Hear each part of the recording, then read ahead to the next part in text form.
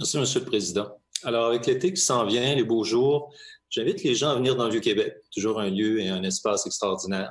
Je voudrais vous inviter aussi au parc du Cavalier du Moulin pour que vous puissiez voir le futur parc du corps de garde, un magnifique parc qui s'en vient pour les citoyens et qui a fait l'objet d'une consultation co-création printemps 2018.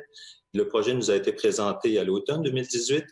Et je vous dirais, écoutez, pour ceux qui avaient participé, il y a un intérêt, il y a un désir de se redonner cet espace qui a été longtemps en friche pour rappeler que c'est un site militaire. Il y a eu là un hôpital au 19e siècle, un tribunal.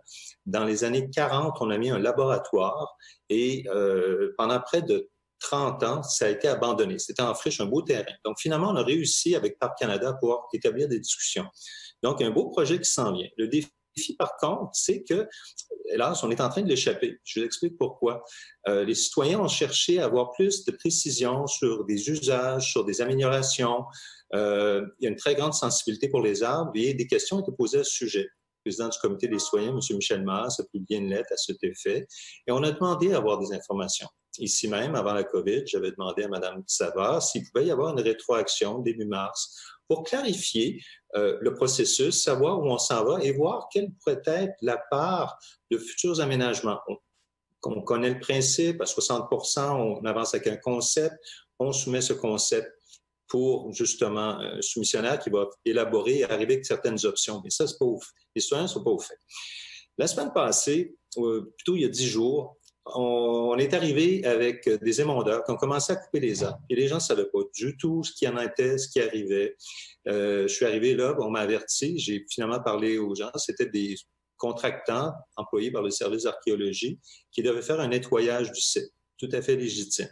Sauf que ça a créé une commotion comme c'est pas possible. La semaine passée, j'ai rencontré Mme Savard, c'est de faire une mise au point parce que là, il y a un crescendo d'opposition qui prend des allures, je dirais, comment dire, ça n'a plus rien à voir avec l'aménagement du parc, c'est devenu une cause écologique et autres. Alors, j'aimerais savoir et je souhaite qu'on puisse essayer de rattraper ce beau projet parce que là, ce qui est en train d'arriver, franchement, on atteint des niveaux un peu étranges, je veux le dire comme ça, pure politesse, c'est que on va commencer, la pépine va rentrer là cette semaine pour les fouilles archéologiques. Alors, je pense que c'est tout à fait important que les gens sachent conclure, M. Rousseau, s'il vous plaît.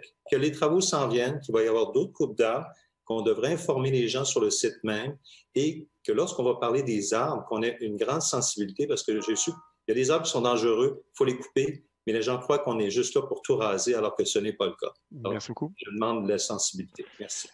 Des interventions sur le